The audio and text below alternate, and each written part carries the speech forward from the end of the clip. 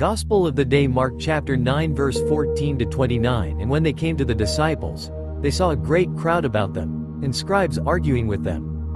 And immediately all the crowd, when they saw him, were greatly amazed, and ran up to him and greeted him. And he asked them, "What are you discussing with them?" And one of the crowd answered him, "Teacher, I brought my son to you, for he has a dumb spirit, and wherever it seizes him, it dashes him down, and he foams and grinds his teeth and becomes rigid. And I asked your disciples to cast it out, and they were not able." And he answered them, "O faithless generation, how long am I to be with you?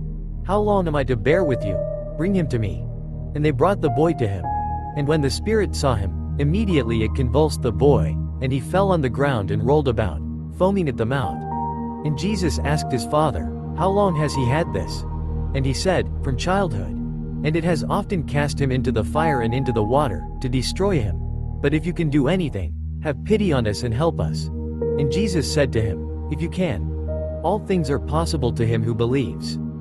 Immediately the father of the child cried out and said, "I believe, help my unbelief."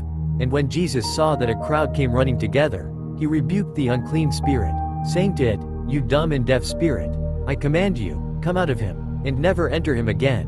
And after crying out and convulsing him terribly, it came out, and the boy was like a corpse, so that most of them said, "He is dead." But Jesus took him by the hand and lifted him up, and he arose. And when he had entered the house, his disciples asked him privately, "Why could we not cast it out?" And he said to them, "This kind cannot be driven out by anything but prayer." Reflection. Today's gospel shifts from great glory to deep sorrow. On the mountain, Jesus was transformed before 3 disciples, revealing his divine nature.